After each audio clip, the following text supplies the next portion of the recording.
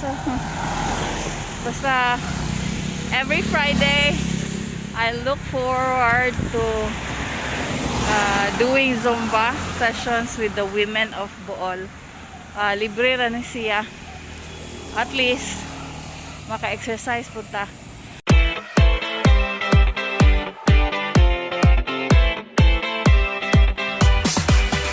Mapaningot ta. Okay. Nice kayo ang tree. Nice kayo. Okay. So, I'm going to the barangay hall kay mag-zumba.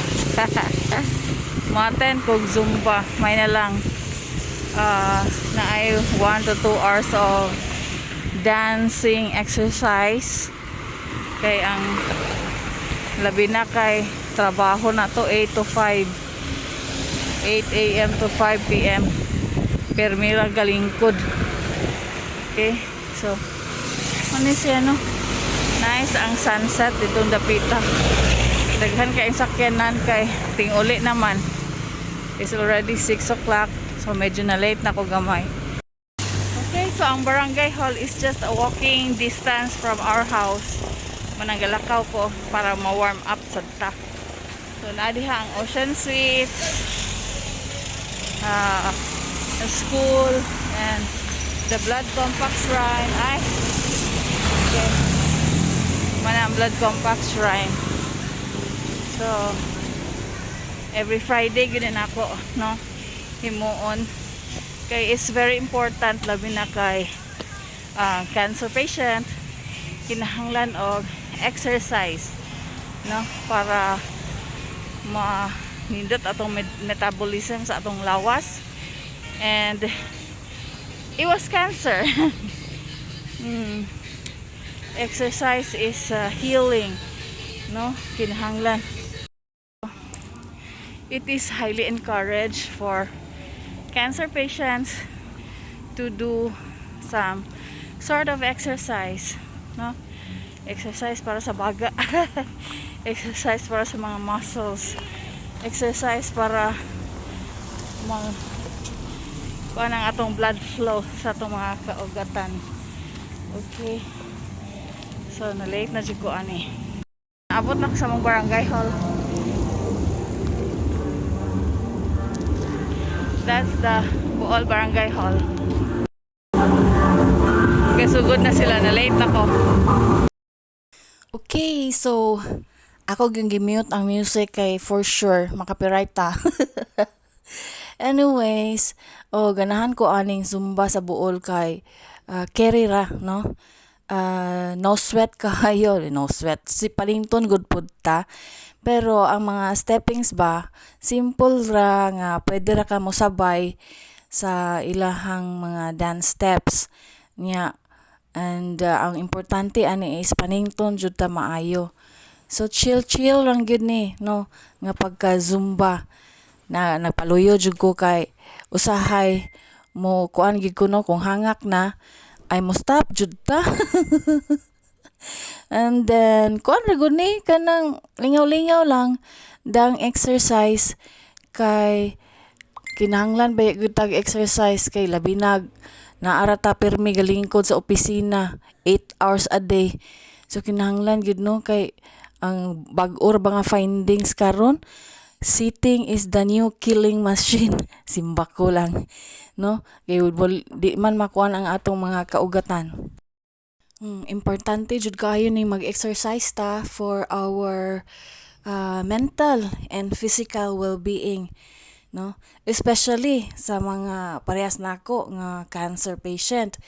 It doesn't mean nga natay cancer di na lamang ta mo lihok.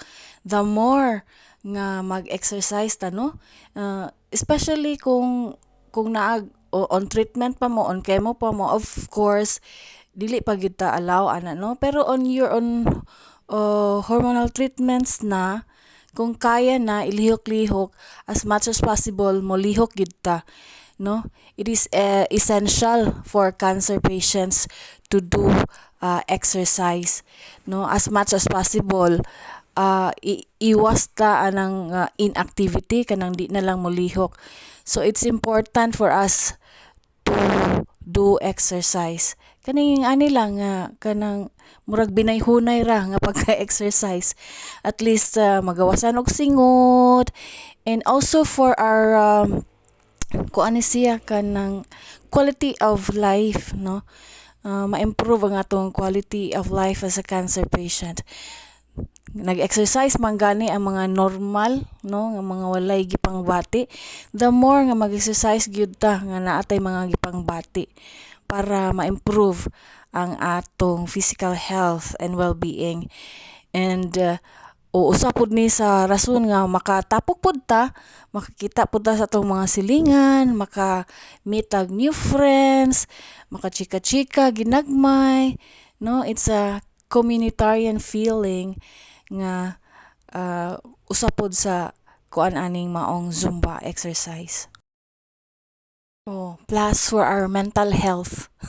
Importante gyud kana karong panahon na, especially kung naa kay gibati na para iwas ta og mga dark thoughts ug mga dark hunahuna. Oh, mag-exercise ta, magawas gyud ta sa tua. It doesn't mean nga mag-zumba ra mo, pwede mag-walking, pwede running, pwede swimming, basta kaya lang. Hinay-hinay basta naadyoy mabuhat nga ginagmay nga exercise. Aron di na ta pirmi maglubog, di na ta magpirmi higda, no? Ta maghigda pirmi sa balay kay makauna-una laman tag simbako unsa na lang, no? Mao na ni. Let's go out and do exercise.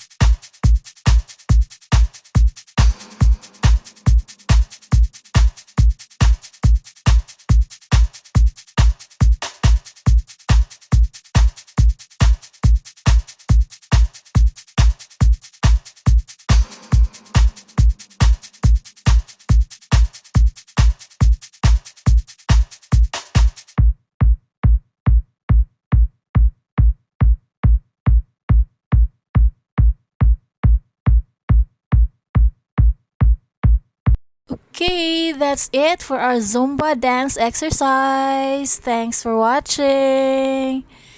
Remember, health is wealth. God bless everyone. Thank you. Have fun exercising.